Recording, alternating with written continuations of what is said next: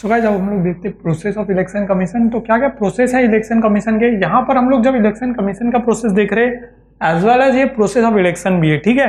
तो अगर हमने कभी ऐसा क्वेश्चन आता है अगर एग्जाम में कि explain the process of election या फिर explain the process of election commission, both are same, ठीक है। सो गाइस स्टार्ट करते हैं हम लोग प्रोसेस ऑफ इलेक्शन कमीशन। इसके अंदर क्या है, सबसे पहला जो काम आता है that is establishment of constitution, यानी कि जब इलेक्शन कमीशन कोई भी इलेक्शन करने के लिए वो हम सोच रहे हैं, यानी कि एक 5 years का जो पर्टिकुलर पीरियड ऑफ टाइम है, वो एक स्टेट ले लो या फिर पूरे इंडिया का ले लो, क्या हो रहा है 5 years कंप्लीट होने वाले हैं।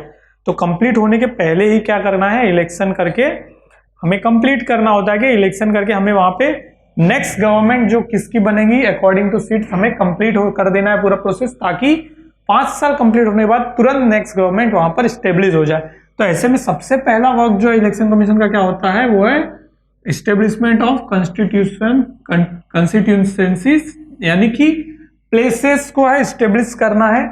तो कितने एरिया है, कितने एरिया में मतलब एक पर्सन खड़ा होगा, यानी कि एक पर्टिकुलरली रीजन है, पूरा पूरा इंडिया एक जो है वो एक बहुत बड़ा एरिया है। तो उस पूरे एरियाज के अंदर एक पर्टिकुलरली ऐसे रीजन वाइज डिवाइड करना होता है। पूरा इंडिया डिवाइड कर दिया जाएगा अलग अलग रीजन वाइज, और पर्टिकुलर रीजन से क्या होगा एक एक रिप्रेजेंटेटिव खड़ा होगा इलेक्शन के लिए, इलेक्शन लड़ने के लिए एज ए कैंडिडेट, ठीक है। सो पहले कंस्टिट्यूएंसीज को ही कंस्टिट्यूएंसीज पहले सबसे पहले डिसाइड करना सबसे मेन टास्क होता है कभी भी इलेक्शन कमीशन ऑफ इंडिया का। जहां पर इलेक्शन कमीशन ऑफ इंडिया क्या कर रही है, पहले एरियाज डिसाइड करती है। तो न सिर्फ स्टेब्लिश करना, यानी स्टेब्लिश करना भी उनका काम है, और उसे रिकंस्ट्रक्ट भी कर सकती है। इलेक्शन कमीशन ऑफ इंडिया के पास ये राइट्स है कि वो उसे क्या कर सकती है, रिकंस्ट्रक्ट भी। मतलब क्या है, जो पहले से बने हुए स्टेब्लिश एरिया है कि हाँ ये इतना पर्टिकुलर एरिया के अंदर क्या है एक रिप्रेजेंटेटिव खड़ा हो रहा है, लेकिन यहाँ पे अब क्या हो गया, इस वहां पर पॉपुलेशन बहुत बढ़ गई है, तो हम लोग क्या करेंगे इस एरिया को 2 एरियाज में डिवाइड कर लेते हैं अलग अलग, और अब यहाँ से 2 लोग खड़े होंगे। तो ये किसका, ये भी किसका प्रोसेस है, ये भी इलेक्शन कमीशन के प्रोसेस का पार्ट है। और इलेक्शन कमीशन के पास ऑथोरिटी है कि वो इस तरह से रिकंस्ट्रक्ट भी कर सकती है। अभी फिलहाल अगर जनरल इलेक्शन होता है, लोकसभा जो है that is the lower part of the assembly parliament, lower house जिसे कहा जाता है लोअर हाउस, ठीक है। लोकसभा के अभी 543 कंस्टिट्यूएंसी है टोटल, मतलब इंडिया में अगर लोकसभा इलेक्शन होते हैं, जनरल इलेक्शन जिसे कहा जाता है, तो 543 सीट्स पर इलेक्शन होते हैं, ठीक है। तो that we have to understand कि 543 कंस्टिट्यूशन अब है हमारे पास इंडिया में, ठीक है। इसके बाद जब क्या हो गया, स्टेब्लिश हो गए कंस्टिट्यूएंसीज, तो वहां पर क्या होंगे, अब वोटर लिस्ट फाइनल करनी है।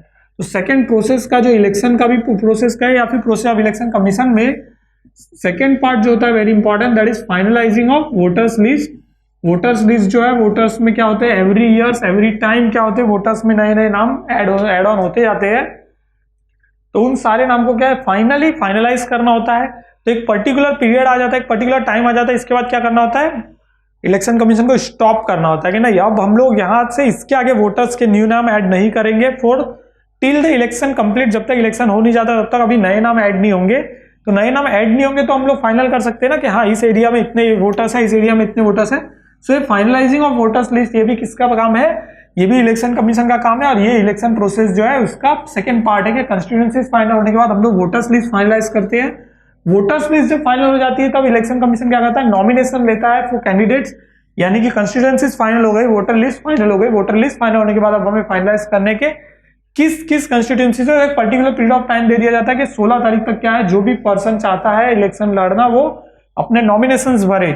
तो यहां पर स्टार्ट होता है फिर इलेक्शन का मेन प्रोसेस, जहां पर नॉमिनेशन ऑफ कैंडिडेट स्टार्ट होते हैं, एज वेल एज यहां पर क्या होने वाला है, स्क्रूटिनाइज होगा सारी इंफॉर्मेशन, ठीक है। स्क्रूटिनाइज होती है सारी इंफॉर्मेशन, स्क्रूटिनाइज नॉमिनेशन को स्क्रूटिनाइज करना है, यानी कि न सिर्फ नॉमिनेशन एक्सेप्ट करेगी इलेक्शन कमीशन, नॉमिनेशन एक्सेप्ट करने के बाद उनको सारी इंफॉर्मेशन स्क्रूटिनाइज करेगी कि क्या सबने सही इंफॉर्मेशन दी है। जिसकी इंफॉर्मेशन गलत मिलती है उस कैंडिडेट का कैंडिडेचर क्या है कैंसिल कर दिया जाता है, उसकी कैंडिडेचर क्या कैंसिल कर दिया जाएगा, मतलब वो पर्सन इलेक्शन नहीं लड़ सकता है। तो एक पर्टिकुलर एरिया के अंदर मोस्ट ऑफ द टाइम 20, 21 कहीं कहीं पर 50 लोग भी इलेक्शन लड़ने के लिए खड़े होते हैं।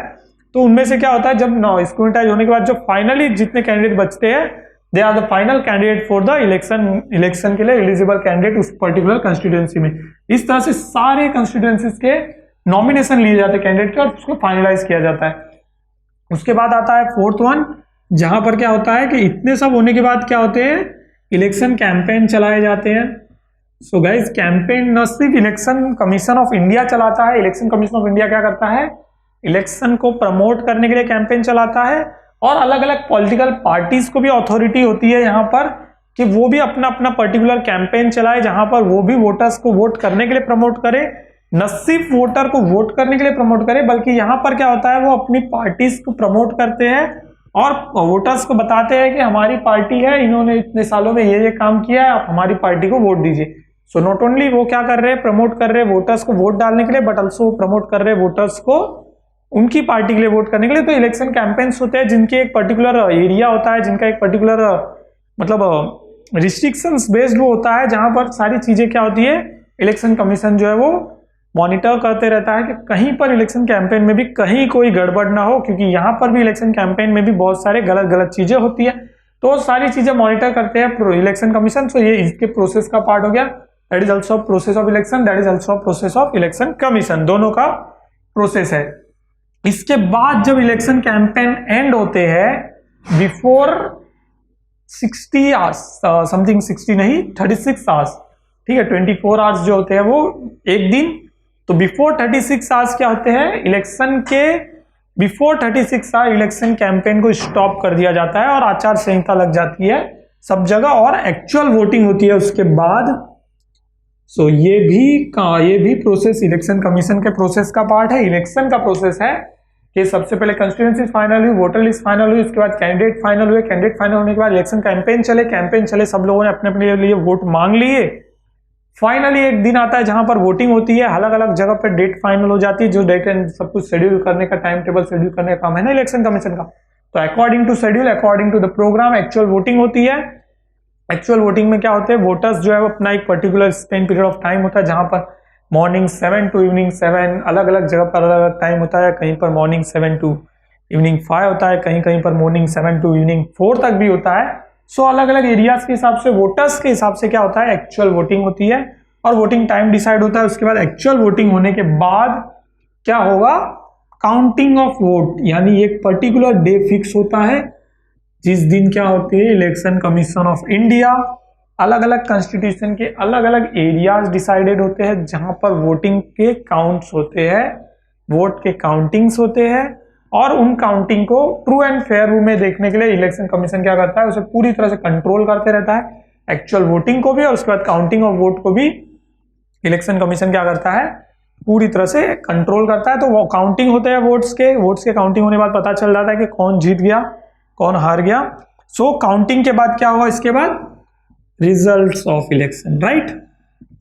सो ये एक प्रोसेस है पूरा का पूरा, जहां पर क्या हुआ, पहले कंस्टिट्यूएंसी स्टार्ट होने के बाद वोटर लिस्ट, नॉमिनेशन के बाद इलेक्शन कैंपेन चले, एक्चुअल वोटिंग हुई, वोटिंग के काउंट होने के बाद रिजल्ट डिक्लेयर हो गए। तो आपको लगता है प्रोसेस यहाँ पे एंड हो गया? तो अगर ये प्रोसेस यहाँ पर एंड होता है तो आपने देखा फंक्शंस में हमने क्या पढ़ा था, रिजॉल्व एनी डिस्प्यूट।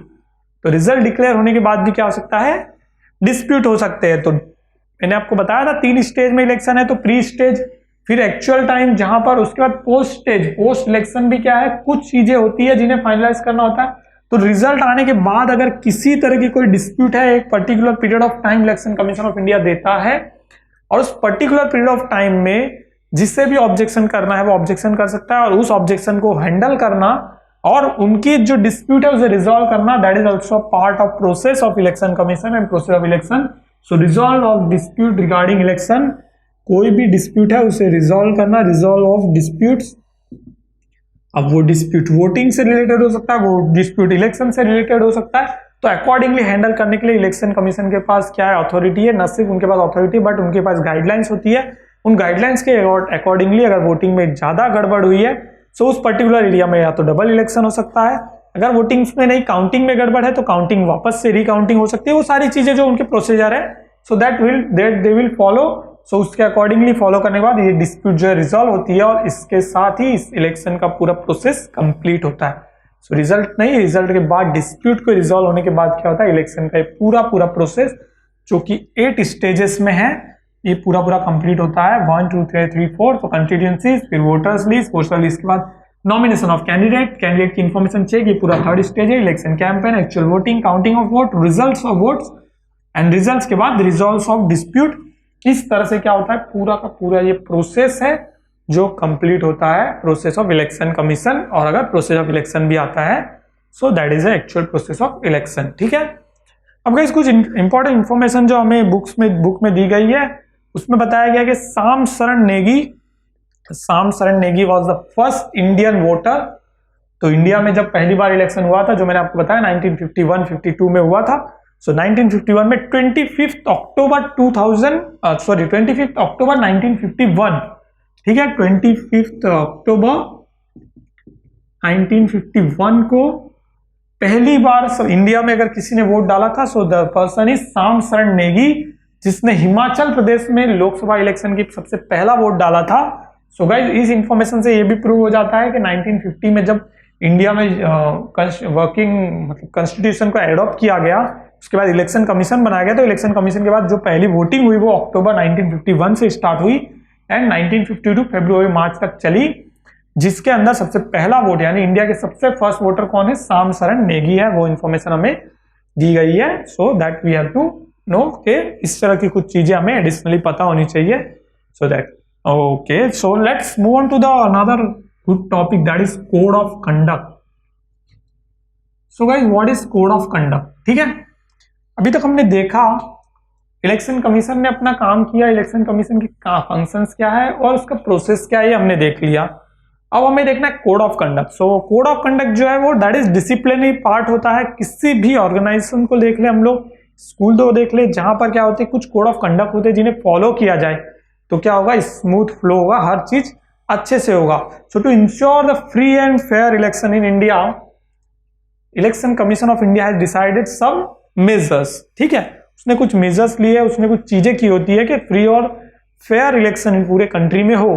तो उसी में से उस मेजर्स में सबसे इंपॉर्टेंट रोल प्ले करता है code of conduct. That is a part of measures के इलेक्शन कमीशन ऑफ इंडिया जो है वो कोड ऑफ कंडक्ट डिसाइड करता है। Code of conduct is nothing but the rules that are followed.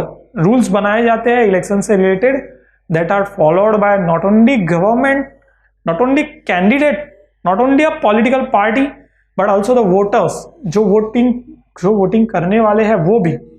तो कौन कौन मैंने आपको बताया, गवर्नमेंट को भी फॉलो करने हैं code of conduct during the election, after the election, ठीक है, इलेक्शन के टाइम पे और इलेक्शन के बाद भी, जब तक पूरी काउंटिंग और इलेक्शन प्रोसेस खत्म नहीं होता तब तक, यहां से लेके यहां तक ये प्रोसेस जो पूरा चल रहा है, इसमें ये कोड ऑफ कंडक्ट किसे किसे फॉलो करने हैं, न सिर्फ गवर्नमेंट को, गवर्नमेंट के साथ साथ में कैंडिडेट जिन्होंने जो भी खड़े हुए हैं, political parties and as well as voters जो है उन सबको, ये चारों लोगों को फॉलो करने होते हैं। और वो सारे लोगों को जो रूल्स फॉलो करने होते हैं वो रूल्स कौन डिसाइड करता है, इलेक्शन कमीशन ऑफ इंडिया, जिसे कहा जाता है कोड ऑफ कंडक्ट। ठीक है, सो इसका मेन सबसे ज्यादा फायदा क्या है कि इससे क्या होगी, जो भी मल प्रैक्टिसेस की जाती है ड्यूरिंग द इलेक्शन उन्हें पूरी तरह से कंट्रोल करना, ये सबसे बड़ा मोटो है, सबसे बड़ा ऑब्जेक्टिव है इलेक्शन कमीशन का कोड ऑफ कंडक्ट बनाने का। ठीक है, तो कोड ऑफ कंडक्ट जो है वो बहुत ही स्ट्रिक्टली फॉलो किया जा रहा है बहुत सारे टाइम से, जिससे क्या होता है जब strictly code of conduct follow किया जाता है और बहुत ही अच्छे से इलेक्शन होते हैं, ट्रू एंड फेयर इलेक्शन होते हैं, तो क्या होता है कैंडिडेट का भी कॉन्फिडेंस बढ़ता है एज वेल एज वोटर्स का कॉन्फिडेंस बढ़ता है। और जब भी वोटर्स का कॉन्फिडेंस बढ़ेगा तो क्या होगा, वोटिंग परसेंटेज इंक्रीज होगा, वोटिंग परसेंटेज इंक्रीज होगा तो क्या होगा, ज्यादा से ज्यादा मतलब एक ज्यादा लोगों के तरह से चुना जाएगा एक पर्सन, जिससे कि इलेक्शंस जो है वो अच्छे से होंगे।